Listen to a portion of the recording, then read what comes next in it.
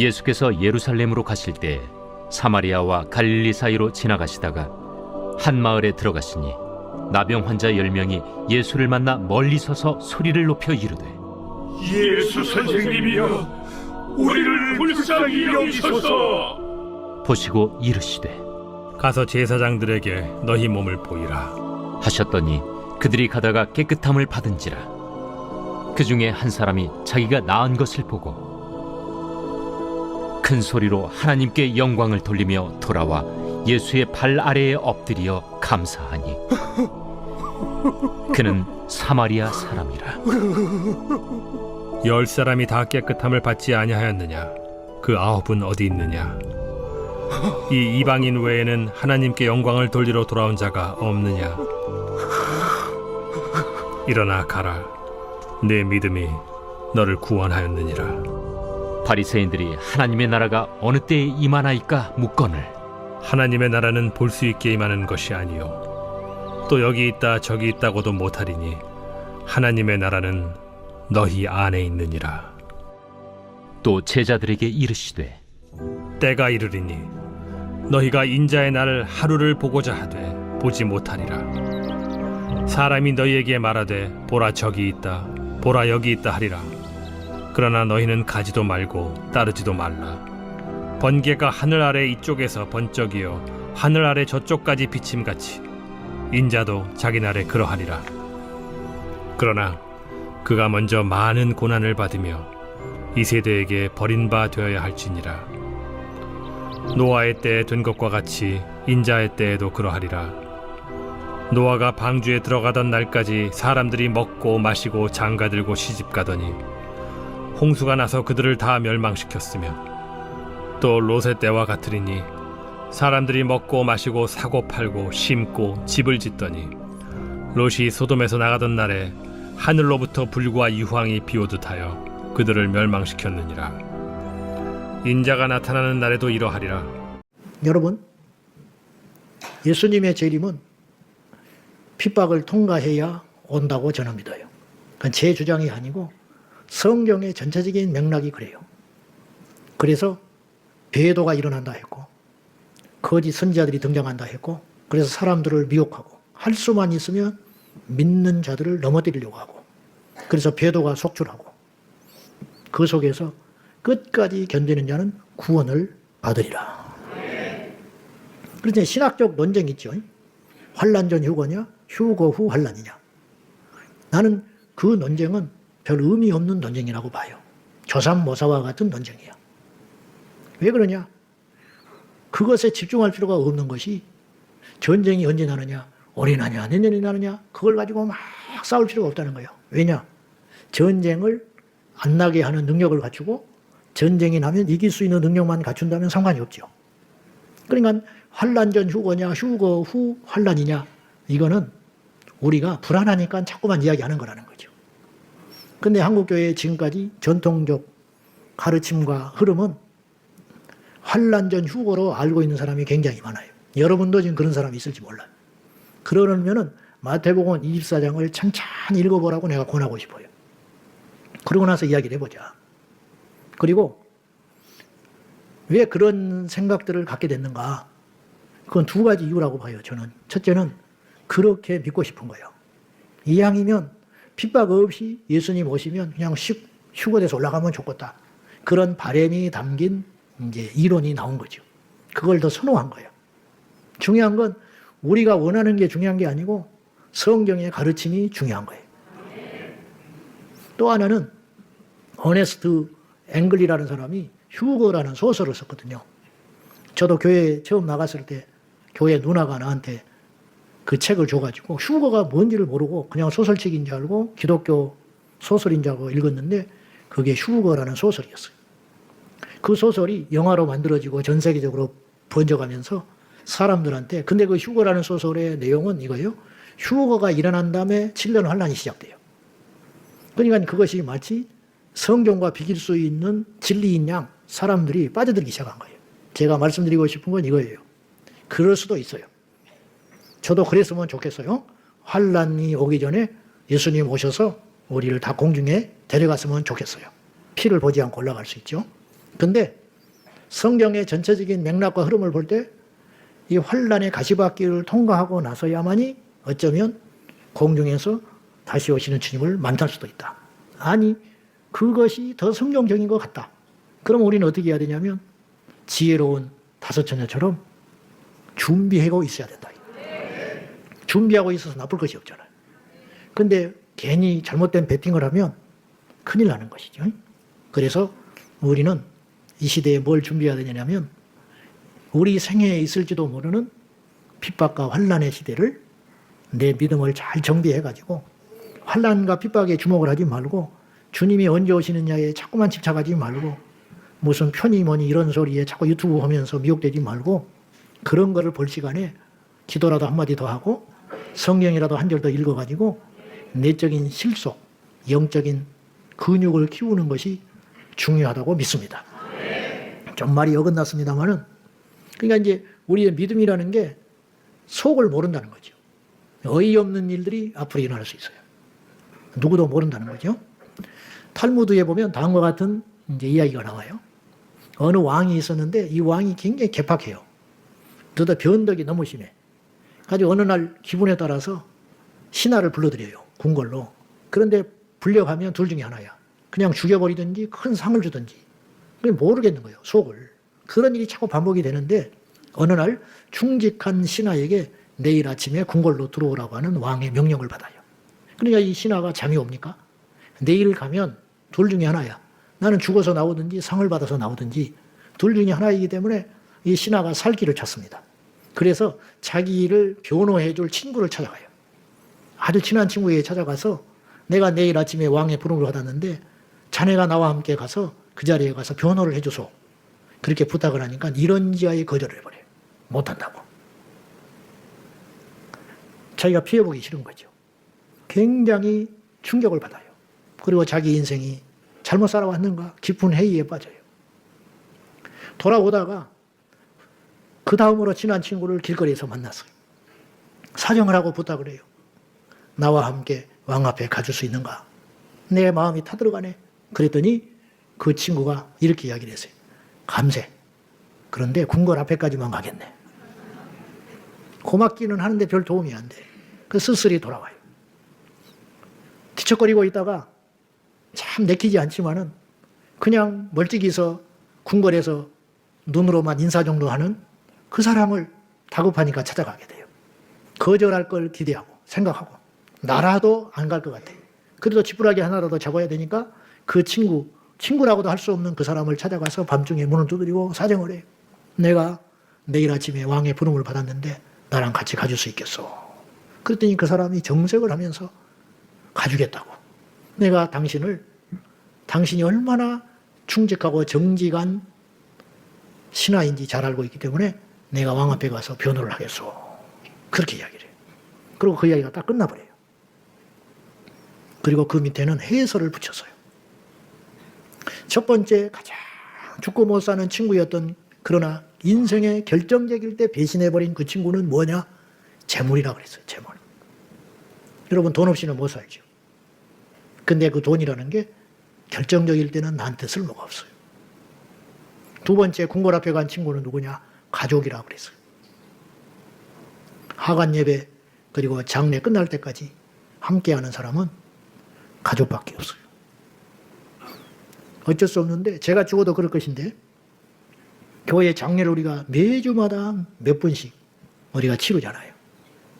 보면은 저도 그렇습니다만 옛날에는 이제 다 하관까지 하고 낙골당에 안치까지 하고 들어왔는데 제가 이제 물리적으로 한계가 있어서 못하고 있지만은 장례식장에 참여하는 사람이 50명이면 벽제 화장터 가는 사람은 10명.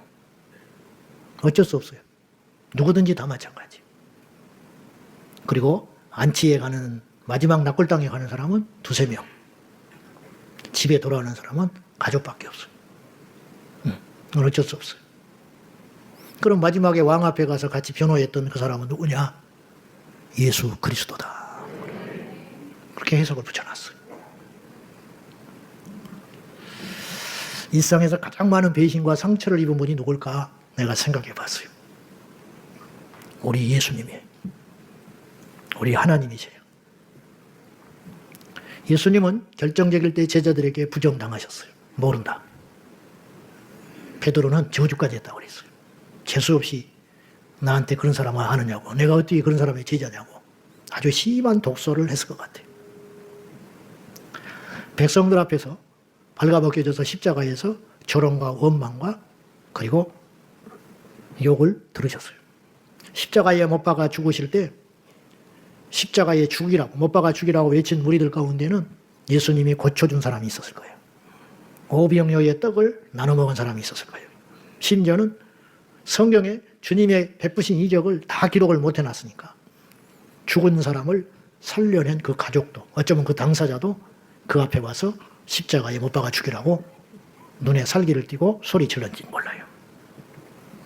하늘에 계신 우리 하나님과 예수 그리스도, 그분은 오늘날 그리스도인들에게, 우리에게 어떤 취급을 받고 계시는가. 육신의 부모도 힘 빠지고 돈 없어지고 병들면 자식이 찾지 않아요. 그래서 내가 죽을 때까지 돈을 절대 자식한테 주지 마라. 응? 우리 어머니가 시골에서 입에 달고 사는 말이 있어. 야야, 아무개는 돈 팔고 집 팔고 해줘가지고 자식 다 밀어줬는데 그 자식이 와서 꼬드겨가지고 서울로 올라갑시다. 내가 모시고 살게요. 한 달 만에 다시 내려왔단다. 나는 절대로 안 그럴 거야. 그러더라고. 그래서 내가 속으로 돈이나 있어야지. 팔 밭이 있어? 내가 팔 집이 있어? 응? 내가 이제 그랬죠. 힘들고 고달퍼야 부모를 찾아요. 부모는 속는 줄 알면서도, 마지막이 아닌 줄 알면서도, 갚을 수 없을 줄 알면서도 허무맹랑한 계획에 고개를 끄덕이면서 또 믿어줍니다. 그리고 또다시 돈을 구해주고 집을 채펴주고 그렇게 살아가요. 우리는 그동안 가만히 보니까 내가 왜 이제 오늘 이 주제를 가지고 여러분을 만났냐면, 기도 응답에다가 막 초점을 맞추고 왔어요. 어떻게 하면 응답을 받느냐, 어떻게 하면 기도를 제대로 할 것이냐, 그렇게 하면서 150번이 넘도록 사실은 여기까지 온 거예요. 근데 문득 제가 드는 생각이, 기도 응답을 받은 다음에 우리는 어떤가? 진정한 믿음이라는 것은 응답을 위한 믿음도 믿음이겠지만 정말 큰 믿음은 응답 받은 다음에 검증될 수 있는 게 믿음이겠구나. 이런 생각에 이르게 되었어요. 오늘 본문에 보시면 우리가 잘 아는 내용이에요. 이 감사절 때 주로 많이 사용하는 본문이에요. 네. 근데 10명의 나환자가 있었는데 우리 주님께서 예루살렘을 향해 올라가는데 길거리에서 10명의 나환자가 예수님에 대한 소문을 듣고 뛰쳐나왔어요. 그래서 우리를 불쌍히 여겨주시오. 그 말은 고쳐주라, 그 말이에요. 고쳐주라. 그리고는 주님께서 말하시기를, 구약의 율법에 나병이 걸리면 제사장한테 가서 보이게 되어 있어요. 왜냐? 단순한 피부병인지 진짜 나병인지, 그 진짜 나병이면 장막 밖에서 격리하게 되어 있어요. 단순한 피부병이면 기거해도 돼요. 굉장히 아주 정밀한 책이죠. 성경이라는 게. 레위기법에 그렇게 되어 있단 말이에요. 기가 막힌 이야기예요. 어떻게 지금부터 3,500년 전에 그런 내용을 실을 수 있을까? 여러분, 이건 사람의 이야기가 아니에요. 이건 사람이 썼다고 볼 수 없어요. 성경을 읽을수록 하나님은 살아계시구나. 성경이 왜 참된 책이냐면 이루어졌어요. 구약의 말씀들이 다 이루어졌어요. 처녀의 몸에서 고레스의 칙령, 70년 포로기한, 예루살렘 베들레헴 예수님 탄생, 이건 뭐 말할 필요가 없어요. 그걸 다 성취됐어요. 그리고 신약의 약속들이 성취되어 가고 있어요. 그래서 성경은 무섭고도 놀라운 책이에요. 성경이 안 믿어지니까 우리가 하나님을 만나지 못하는 거예요. 성경을 믿는 사람은 반드시 변하게 돼 있어요. 성경을 믿으니까. 성경을 믿는다는 건 하나님을 믿는다는 것과 같은 말이에요. 아무튼지 간에. 그런데 예수님께서 이제 제사장한테 가서 보여라. 그 나환자가 어쩔 수 없이 순종하는 거예요. 알고 봤더니 꼭 믿음이 있어서 순종한 게 아니에요. 우리처럼. 뭐냐? 살 길이 그거밖에 없는 거예요. 나아만이 요단강에 가서 10번 잠거라. 다른 방법이 있으면 절대로 요단강에 안 가요. 그런데 그 길밖에 없어. 우리 인생은요, 때로는요, 사방팔방이 막혔을 때 길이 열릴 때가 있어요. 세상의 길이 막힐 때 하나님께 길이 열리는 수가 있어요. 우리가 사실은 길이 많기 때문에 한 가지 길, 생명의 길, 사는 길을 못 찾는 수도 굉장히 많아요. 우리에게 선택권이 너무 많기 때문에 하나님을 선택하지를 못하는 거예요. 그거는 사실은 불행하고 어리석은 일이에요. 우리에게 예수 그리스도밖에 없다. 그것은 위기처럼 보이지만 기회인 줄로 믿습니다. 오늘 이 자리에 올 수밖에 없다면 그건 위기가 아니라 하나님을 만날 수 있는 기회인 줄로 알고 이 밤에 뜨겁게 부르짖어서 좌우 사람들을 살피고 체면을 살피고 시간을 재고 있다는 것은 그만큼 여러분에게 잘못된 여유가 있다는 뜻이에요. 그런 잘못된 여유를 끊어버리고 배수진을 치고 야복강에 오직 주님밖에 없는 자처럼 야곱이 그 깨돌이 야곱이 다른 방법이 있다면 절대로 천사들을 붙잡고 그렇게 매달리지 않았을 거예요. 환도뼈가 부러지는 한이 있어도 그 천사와 씨름하였던 야곱이 결국은 승리자가 되고 응답받게 되는 줄로 믿습니다. 우리에게 그런 일이 있다 이 말이에요. 결국 우리 주님만 붙잡을 수밖에 없을 때 이 나환자 10명들에게는 다른 방법이 하나도 없어요. 나와서 간 게 아니에요. 낫지도 않았는데 가서 보여라. 안 나오면 어떻게 할 건데. 근데 이 길밖에 없기 때문에 순종한 거예요. 그리고 가는 중에 10명의 나환자가 치료되는 역사가 일어나게 됐다는 거예요. 그런데 이 중에 단 한 사람만 예수님께 돌아왔다. 그 사람이 누구냐? 평소에 유대인들이 사람 취급도 하지 않은 개 취급하는 사마리아 나병 환자, 그 사람만 예수님께 돌아와서 감사를 표현하는 장면이 나온다 이 말이죠. 자, 한번 상상을 해봐요. 10명이 제사장한테 찾아갔는데 안 났어요. 안 나. 그러면 이 10명은 어떻게 했을까?